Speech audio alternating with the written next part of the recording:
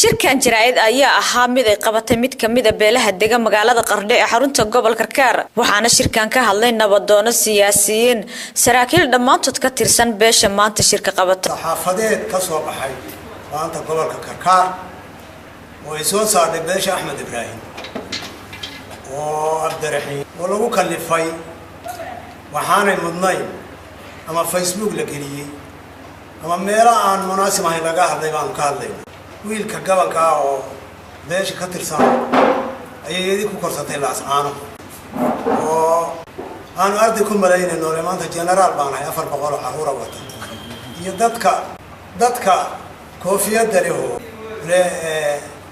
beesha saan noo timayo beesha waa annaga hadalkiisana ma qiimeynay laakiin waa ku qiimeeyay baan la hadlayaa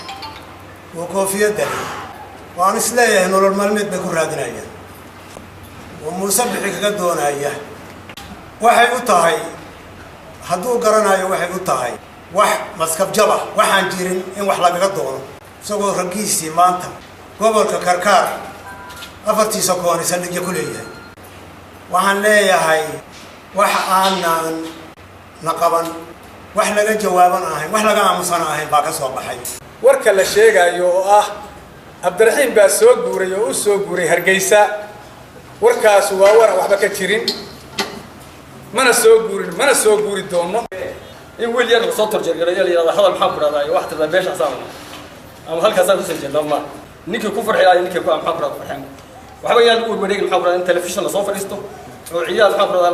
lagu qabto kaamirooyin lagu qabto ciidamada noo soo goostay bilis baa soo goostay reer baa noo soo go'ay anaga ahaan jiray Soomaaliya sana yaacayna wala xiranay waxa lagu leeyahay fikradana wala garanay waa ka go'antay beeshu inay kulli difaaceeda ka qayb qaadato cid ay tahayna way taqaanaa walaalahay waxaan leenahay haydu ku ekaato musabbixi waxaan leenahay ilmo yar waa kiyaashi la sacaan la jooga dadku tawgelis inaad tiraahdo beesha Abdiraxiin ciidan baa ka soo goostay shirkan jaraa'id ayaa waxa soo xiray gudoomiyaha gobolka Karkaar Caato Maxamed Bare waxaana uu fariin adag u diray madaxweynaha Soomaaliland Musabbixi Cabdi musabbixi waxaan leeyahay waa laga fiican yahay ilmo caruur oo hooyadii la jooga inta laga soo qabto magaalada Laascaanood oo ciidamada la dhex keeno lagu sasawiraa ama geed cidla in la yiraahdo ciidamada soo galay dadku waa ilbax teknolojiyadu waa aad bay u horumartay ciidanka iyo kilibyada la soo qabsaday oo meesha ka muuqda waa ciidan kala gedgedisan qaar tuuta wata qaar marya calasa qaar dharkoodu guduudan yahay qaar dharkoodu madow yahay baabuurtii Soomaaliland cad oo la yaqaan oo caan in ilmo lagu soo sawiro xaasanina waa laga fiican yahay Khadra waa bari Ciise Hon Cable TV magaalada Qardho.